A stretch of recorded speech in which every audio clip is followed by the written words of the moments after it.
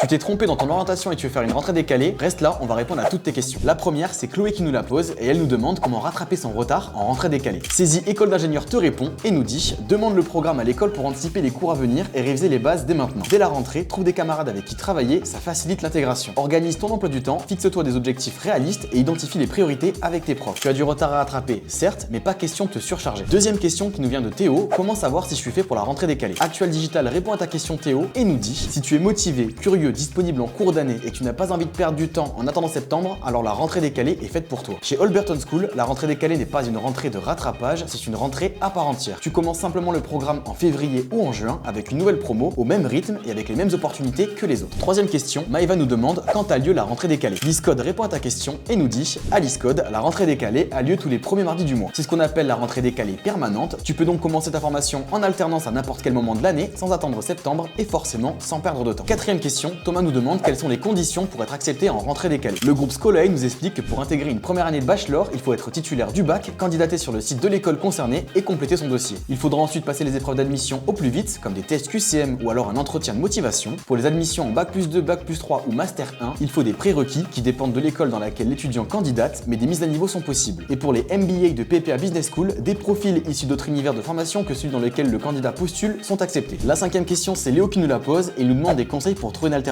en cours d'année. L'école Studi te répond et nous dit: on croit souvent que l'alternance démarre seulement en septembre, mais c'est faux. En moyenne, près d'un tiers des contrats d'alternance débutent en dehors de la rentrée de septembre. Chez Studi, les rentrées sont flexibles, tu peux commencer à tout moment de l'année et les entreprises recrutent en continu. Chacune à son rythme et il reste encore de nombreuses opportunités. Sois actif et proactif, envoie tes candidatures, même à des entreprises qui n'ont pas encore publié d'offres. La motivation, ça ouvre des portes. Si tu as d'autres questions sur la rentrée décalée, pose-les en commentaire et sinon, abonne-toi à Diplôméo.